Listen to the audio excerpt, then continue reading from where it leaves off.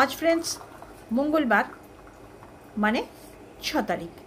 तो आज के सकाले चाटा मधुबंती करेছে, কিন্তু মধুবন্তী একটা ভুল করেছে। মধুবন্তী জানতো না যে আজকে সিএস চ্যাটার্জির ব্লাড টেস্ট হবে, সেজন্য 3 কাপ চাই করে নিয়েছিল। পরে জেনে পরে আবার 1 কাপ সরিয়ে রেখে দিল।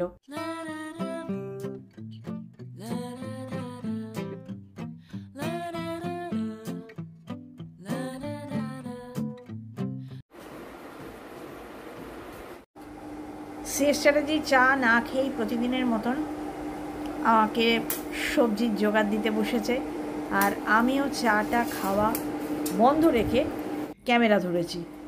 তার কারণ প্রদীপ শাহ তার গুরুদেবকে যদি আমি কম দেখাই তাহলে উনি মনে মনে খুব দুঃখ পাবেন। তাই জন্য আমি ঠিক করেছি যে সিএস চ্যাটার্জি যে কাজগুলি করেন সে কাজগুলো আমি প্রত্যেক দিন অবশ্যই ভিউ করাবো। আর যদি তোমাদের খারাপ লাগে জানিও বাবু। আসলে কোনো একটা কাজ বড় করে দেখালে ভালো লাগে না আমি জানি, কিন্তু যেহেতু কাজটা তো লিমিটেড, কয়েকটাই কাজ, সেজন্য একটু লম্বা করে না দেখালে বেশি দেখানো হয় না।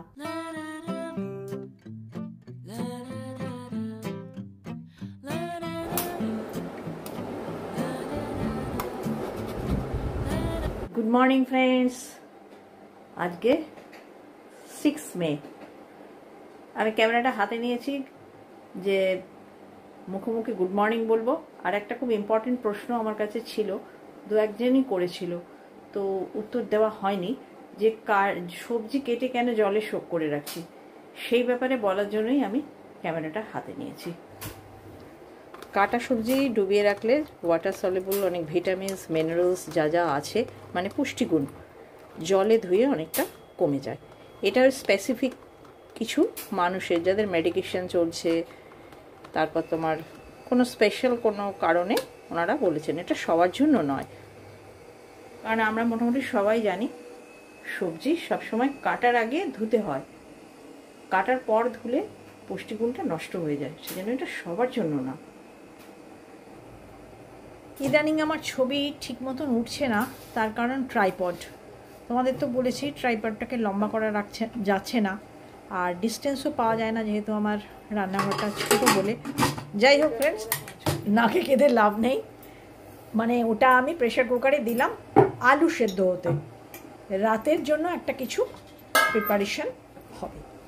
আমি ঠিক করেছি ফ্রেন্ডস, একটা ট্রাইপড মানে যেরকমটি আমি ব্যবহার করি আমি খুব শীঘ্রই নিয়ে নেবো, নয়তো ভালোভাবে তোমাদের যদি না দেখাতে পারি তোমাদেরই বা ভালো লাগবে কেন? এত সুন্দর সুন্দর ব্লগ রয়েছে, সেগুলো না দেখে তোমরা আমার ব্লগ কেনই বা দেখবে?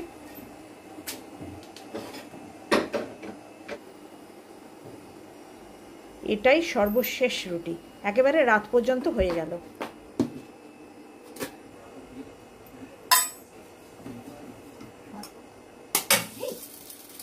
ভগবান,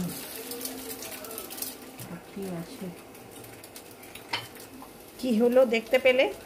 যেই একটা বাড়ি মেরেছি, পোলট্রি ডিমের খোসা এত পাতলা, ভেঙে একেবারে ডিমের মধ্যে। আসলে আজকে না কাজের চাপটা ছিল একটু বেশি, সকালবেলায় এঁচড় করেছি তো ওই কারণে। মধুবন্তীর এঁচড়ের তরকারি সকাল সকাল হলো।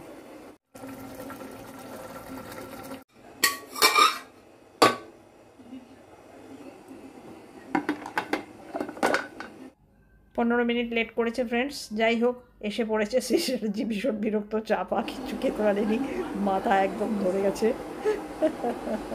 এটা হচ্ছে ফাস্টিং।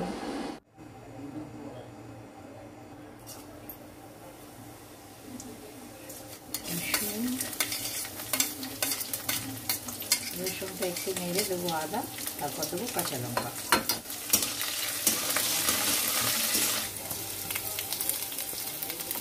প্রথমেই চাপাচ্ছি ফ্রেন্ডস উল্টো বেলার তরকারিটা, মশলা আলু, যেটা দুদিন আগে করেছিলাম। এই তরকারিটা না একবার খেলে বারবার খেতে ইচ্ছে করে, বিশেষ করে মধুবন্তীর আর সিএস চ্যাটার্জির। সিএস চ্যাটার্জিকে দিয়েছি, এইবার আমি খেতে বসবো ফ্রেন্ডস। তারপর চা হাতে নিয়ে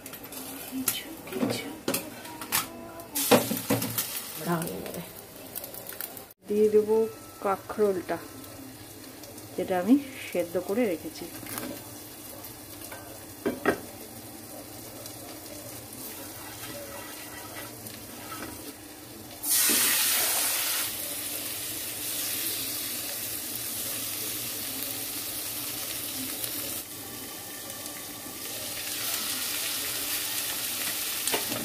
আর ফ্রেন্ডস, আমি তোমাদের সঙ্গে কিছুই শেয়ার করতে পারিনি, শুধু হুড়হুড় করে রান্নাকটি করেছি এবং বিশেষ কোনো কাজ করে উঠতেও পারিনি।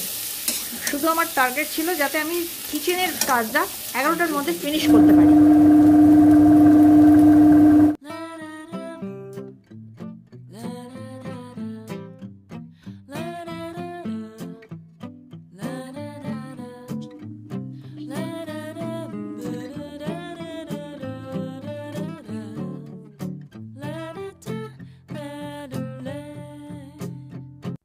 রাতের তরকারি কমপ্লিট। আমার না ব্রেকফাস্ট আর রাতের কি হবে এইটা ভাবনাটা নিয়ে একটা চিন্তা থাকে, তারপর করে ফেলাটা, লাঞ্চটা নিয়ে অতটা চিন্তা থাকে না। Final looks.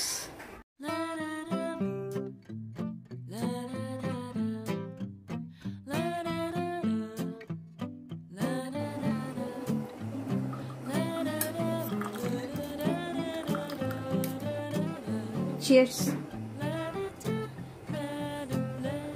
আর ওদিকে কাঁকরোল সেদ্ধটা চেপেছে তো চেপেছেই। সেদ্ধ কাঁকরোল জাস্ট একটু অল্প তেলে ফ্রাই হতে দিয়েছি, মানে পোড়া পোড়া হতে দিয়েছি। আসলে কম তেলে রান্না করতে একটু টাইম লাগে।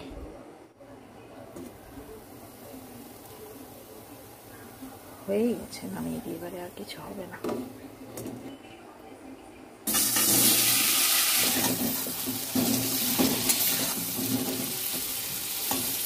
ইন্দ্রাণী, চা খেতে খেতে তোমার কমেন্টটা আমি পড়লাম, এখনও আমি উত্তর দিইনি। উত্তরটা তোমাকে এই ব্লগেই দিয়ে দিচ্ছি। প্রার্থনা আমি অবশ্যই তোমার জন্য করব, কারণ তোমারও মোটামুটি যেই জীবন আমারও সেই একই রকম জীবন। আজ হয়তো আমার মেয়ের পাশে আমি ওর বাবা আছি, এক সময় হয়তো একজন থাকবে, তারপরে হয়তো কেউই থাকবে না। হ্যাঁ, আমি এটাই কামনা করব যে তোমার মেয়ে, আমার মেয়ে এবং এরকম আরও অনেকের মেয়ে আছে, তারা যেন সবাই বাপ মা না থাকা অবস্থাতেও নিরাপদে নিশ্চিন্তে তাদের জীবনটা সুন্দরভাবে চালিয়ে নিতে পারে।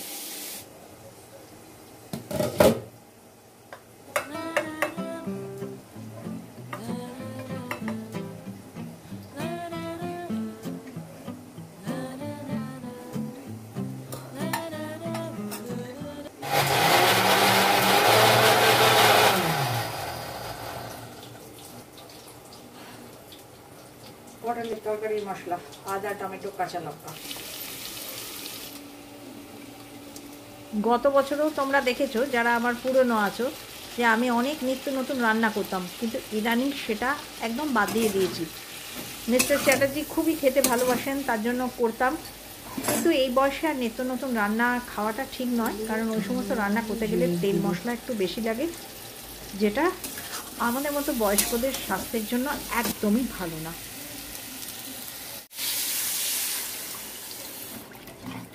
কুকারে যাবে, কুকারে চেপে একদম ইন্ডাকশানে গিয়ে সিটি পড়বে।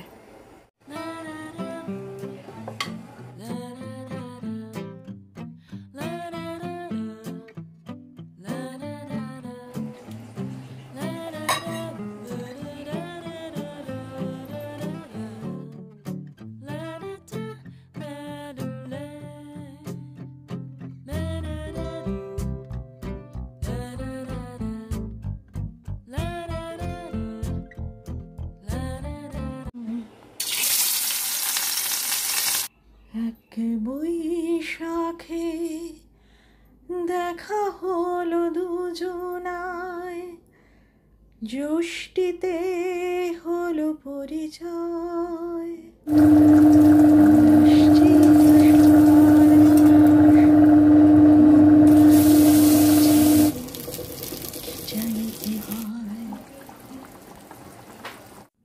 চলো ফ্রেন্ডস, ডাইনিং টেবিলে একদম সব খাবারগুলো একসঙ্গে করে দেখিয়ে দিই। যদিও তোমাদেরকে সঙ্গে নিয়েই রেঁধেছি, তাও একসঙ্গে করে দেখালে অনেকটা মনে থাকে। আর এই যে ছোটো বাটিতে রয়েছে সেটা হচ্ছে কি বাড়তি এঁচোড়ের তরকারি।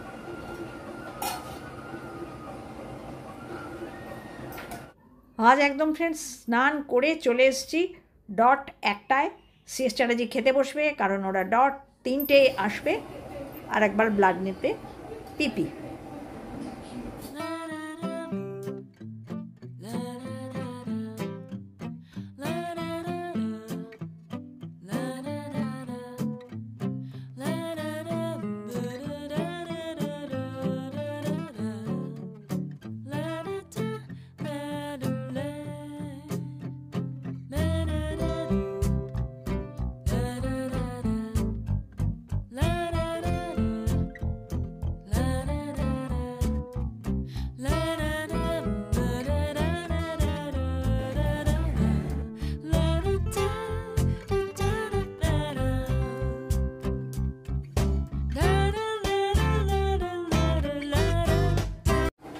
এখন একদম কারেক্ট 3টে বাজে উনি এসে গেছেন।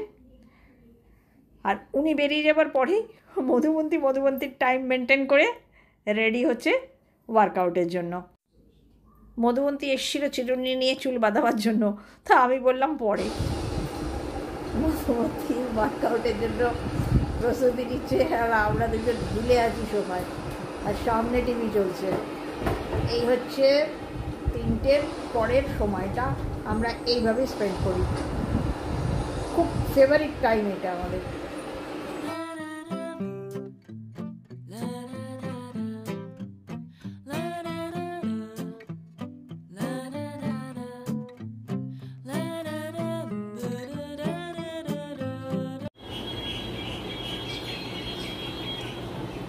এই হচ্ছে ফ্রেন্ডস বিকেলবেলা, মনে হয় 4টে বাজে, 4টে সাড়ে 4টে কিছু বাজে, বুঝলে তো, দেখিনি।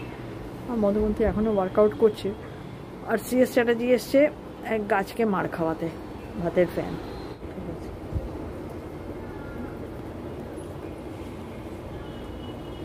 দেখেছো তো চায়ের কাপে করে গাছে ফুলের বাচ্চারা ফিরছে। এখন বেশি বাজে না, মেঘলা করে গেছে অ্যাকচুয়ালি।